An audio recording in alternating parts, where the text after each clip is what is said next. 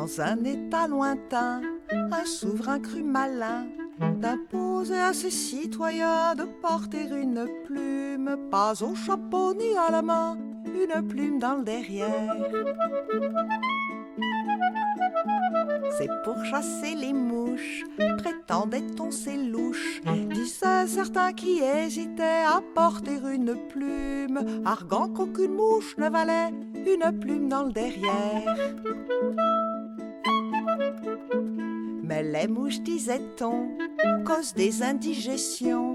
Dans leur royaume, elles sont légion, que vous coûte une plume, quand il suffit par précaution de la porter dans le derrière.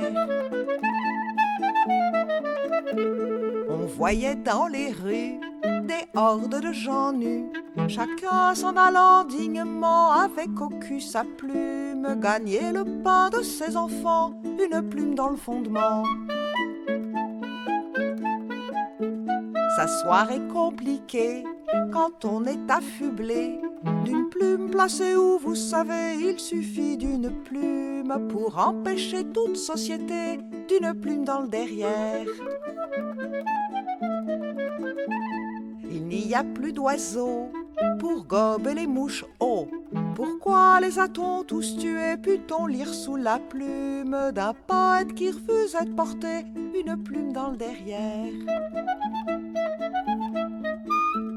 Le poète arrêté pour avoir offensé le roi qui avait ordonné de porter une plume. Le poète fut condamné, faute de plume dans le derrière.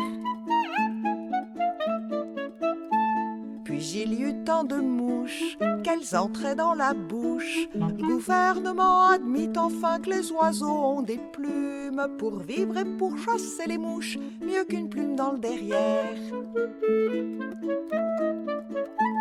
Les oiseaux furent sauvés, le poète fut gracié, et pour fêter leur liberté, les gens ôtèrent la plume qu'ils avaient portée des années, la plume dans le derrière. De joie on s'embrassa, jurant plus jamais ça. Jamais mon enfant ne croira à cette histoire de plume, qu'un roi impose à ses démons une plume dans le fondement.